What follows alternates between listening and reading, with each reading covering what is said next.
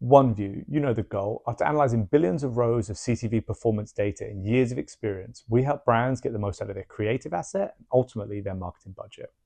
So today I reviewed SQAIRZ and I gave it a 4.2 out of 10. A new kind of golf shoe. The first real balance of lightweight comfort and proven performance. More stability, more comfort, more distance. The new LT series by SQAIRZ. So let's go step by step. From attention, I should give it an 8.10, 8 out of 10. And the reason that might be shocking to some people watching this, I work with a lot of golfers, and the moment you say golf, everyone's head picks up. And it comes up very fast. So I think they actually did an okay job there at getting that. Actually, probably a good job at driving the golf market, which is ultimately who they're going after. They did not have a logo throughout. And I say this every time. Their name's SQAIRZ, which is somewhat easy to remember. But if I Google square, am I going to find them? If I Google golf shoes, will I find them? Put your name there. Make sure that this search can be a brand search. SQAIRZ golf shoes. I think you could drive that. But again, you need that in there. So I give it a 0 for that. Unique selling points. I give it a 4 out of 10.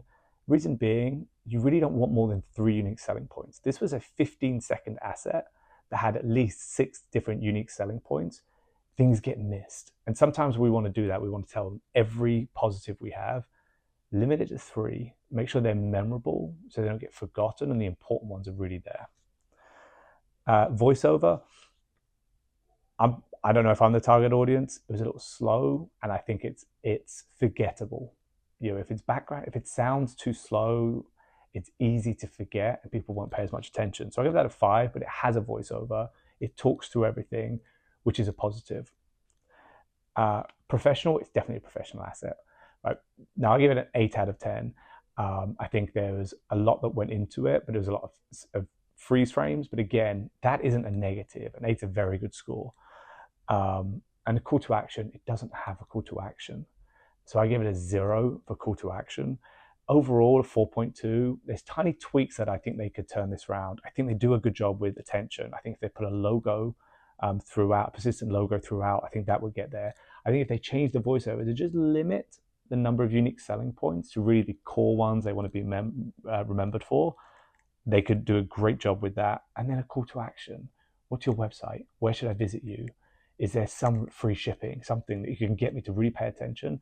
I think that would bump this asset up. And again, I'm looking at this through the lens always of how many times are we going to have to serve this to a user to turn them into a customer? And that's when we're looking at this, is if we touch on these points, we could serve this less time to drive better outcomes for brands.